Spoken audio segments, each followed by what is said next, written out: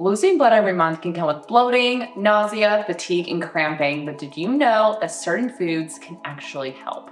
My name is Julia. I am a fertility nutrition consultant and hormone holistic health coach with a degree in nutritional sciences, and I am here to help you learn how to use food as medicine for a better period, balanced hormones, and improved fertility. So the first part of using food to help your period is to focus on iron absorption to help replenish red blood cells. Iron is a crucial component of hemoglobin, which is the protein in red blood cells that helps transport oxygen throughout your body. Grass-fed beef, salmon, lentils, quinoa, spinach, and pumpkin seeds are all rich in iron, but it's important to know that plant-based iron and animal-based iron are vastly different when it comes to the rate of absorption. So heme iron is going to be more bioavailable than plant-based iron. So this means although plant-based iron-rich foods are still super supportive to consume on your period, you want to make sure that you're not solely relying on these for iron, as they're going to have a lower rate of absorption compared to animal-based foods. But there is something to know. Vitamin C actually helps improve the absorption of iron. So if you are consuming iron-rich foods that are plant-based,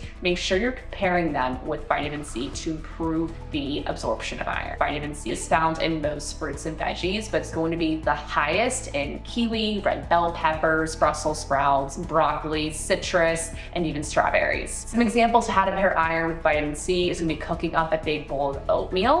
Oats are really high in iron, and adding some strawberries in there can only make it super yummy, but also help improve iron absorption. You can also cook up some red and yellow bell peppers and add them to soups and stews. You can add lemon juice on top of your meals, or you can even add pumpkin seeds to smoothies. You can even make a creamy broccoli bean soup and add pumpkin seeds on top. So not only do you have the vitamin C from broccoli, but you're gonna get the iron from pumpkin seeds and also the beans. Some other ways to improve iron absorption is through cooking on a cast iron skillet. This can improve the amount of iron in your food by up to 5 to 29 times, but this is heavily determined by the food's acidity, the amount of moisture, and how long the food is cooked. Another way to improve iron absorption is to avoid pairing iron with calcium. So if you're eating a big old steak, make sure not to pour a big glass of milk, as calcium and iron actually compete for the same receptor. So if you're consuming them both together, calcium can actually block the absorption of iron. Beverages like tea, coffee, and wine are all rich in tannins, which also interfere with iron absorption. So hopefully if you're just drinking tea on your period, just make sure to space it away from when you were eating meals. About 2 hours is a good time frame. Pairing iron-rich foods, probiotics like kimchi and sauerkraut, can also improve the absorption of iron. This is because a recent study actually found that pairing iron with specific probiotic strains like Lactobacillus plantarum has actually found to improve the iron status of women who are pregnant. Eating easy to digest foods is another way to support your body when you're on your period, and this is because cooked foods like soups and stews and crock pot meals are actually easier to digest, and when digestion is better, bloating and fatigue are less common on your period. So while salads can be more beneficial in certain phases of your cycle, this may not be the best time to consume them if you tend to feel more bloated, or your energy tends to feel lower, or you just feel a little bit more sluggish in general. If you've ever noticed that sometimes you feel more energized when you eat a salad, other times you feel really bloated after you eat a salad, it probably has to do with where you are in your menstrual cycle. Reducing inflammation with food is also key on your period, as it can help decrease menstrual cramping. Too many prostaglandins are a big sign you have too much inflammation in your body. These compounds contract your uterus, so your uterine lining can be shed, but too many is going to be contributing to period pain. Because of their contraction, it's going to also pinch off blood vessels, contributing to this lack of oxygen, causing more period pain. The good news is that this can be prevented or reduced. If you currently take over-the-counter pain relievers like Advil or ibuprofen, it's okay, but there are natural options that do the same exact thing in your body. Omega-3 fatty acids are a great example of this. Omega-3 and over-the-counter pain relievers do the same exact thing to prevent this excess amount of prostaglandins by inhibiting COX enzymes. COX enzymes are responsible for producing these inflammatory prostaglandins that contribute to period pain by helping convert arachidonic acid, which is going to be higher in your body if you're consuming more omega-6 than omega-3. These COX enzymes are going to help convert arachidonic acid to prostaglandins, so more period pain. And when you have more omega-3, this is going to help reduce the amount of prostaglandins from being produced in your body. Omega-3 fatty acids not only have strong anti-inflammatory properties, but they're also really supportive for helping make sure oxygen, nutrients, and blood all flow to your uterus. And as we know from the function prostaglandins have, they contract your uterus and they also pinch off blood vessels, contributing to the lack of oxygenation. This is also going to help with period pain. Wild-caught salmon, sardines, tuna, oysters, flaxseed, hemp seeds, walnuts, all of these are high in omega-3. But similar to iron-rich foods, plant-based omega-3 and animal-based omega-3 food sources are vastly different when it comes to absorption. The DHA and EPA forms, which are more bioavailable, these can be found in animal-based foods, and the ALA form, which is the third fatty acid, is going to be found in plant-based foods. Now, the ALA form is still really important. It is considered an essential fatty acid, but we want to make sure that we're not solely relying on ALA. This is because ALA is a precursor omega-3. This means that for maximum absorption and utilization, it has to be converted to DHA and EPA in your body. The problem with this is that less than 0.5% of ALA is actually converted. So while freshly ground flax, hemp seeds, walnuts, pecans are all supportive during your period, you just want to make sure you're not solely relying on these foods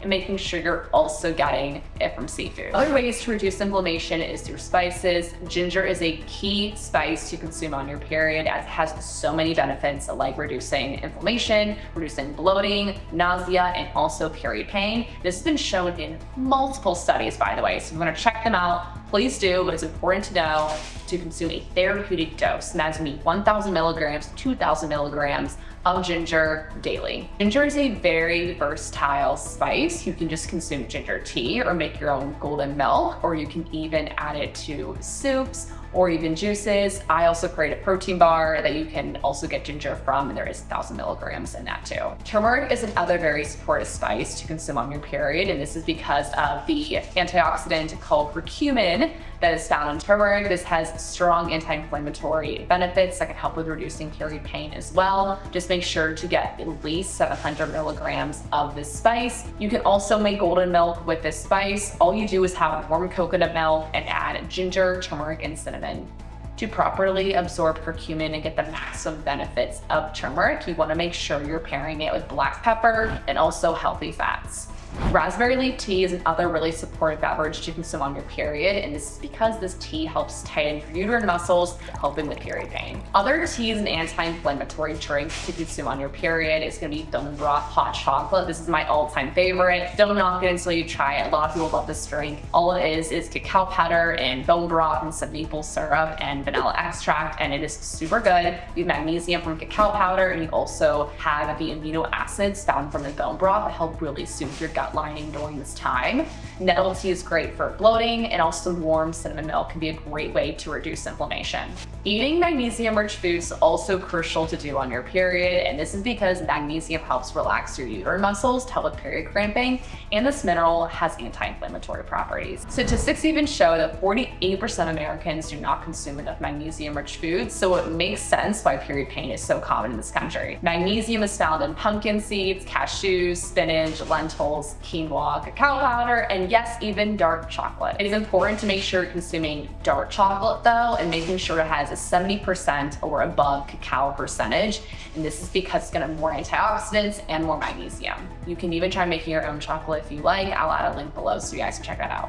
Next is eating freshly ground flax and pumpkin seeds. These seeds are packed with the amino acid called arginine, which converts to nitric oxide in your body to help support circulation. Pumpkin seeds are also high in magnesium to help relax the uterine muscles, and it's high in a mineral called zinc, which is going to have strong antioxidant properties to help reduce inflammation. Flax is super high in omega-3 and contains a whopping 2,430 milligrams of omega-3 in just 1 tablespoon. Seed cycling makes this simple to implement as you are consuming flax and pumpkin seeds on your period up to ovulation, and then you're switching to different seeds to consume from ovulation to your next period, just sesame and sunflower seeds to support ovulation. So it's a food-based approach where you're consuming different seeds and specific days of your menstrual cycle to support your hormones, but you want to make sure these are freshly ground to help with improving nutrient absorption, as whole seeds have a really hard shell, which makes breaking down really difficult. When you grind them, you're going to be able to digest them better, leaving you with less bloating, less GI issues, and more improved nutrient absorption. When it comes to fruit, watermelon is a great choice because it is made of 92% water, making it a great way to stay hydrated, packed with potassium to help with cramping, and is also rich in antioxidants like lycopene,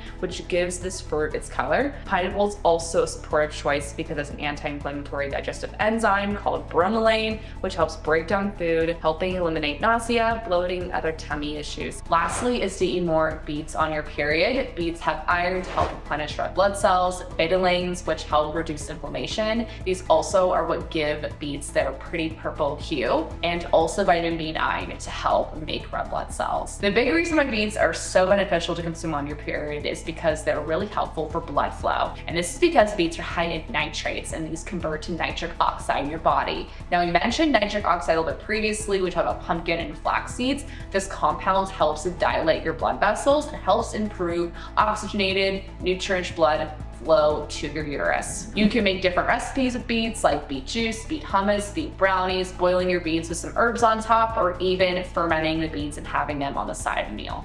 If you found this video particularly helpful, make sure to give this video a thumbs up. And if you are interested in me making more videos like this, please leave a comment down below of what kind of video you would like to see. And make sure to subscribe if you want to learn more about how to eat in sync with your cycle and use food for a better period and balance hormones. See you guys in the next one.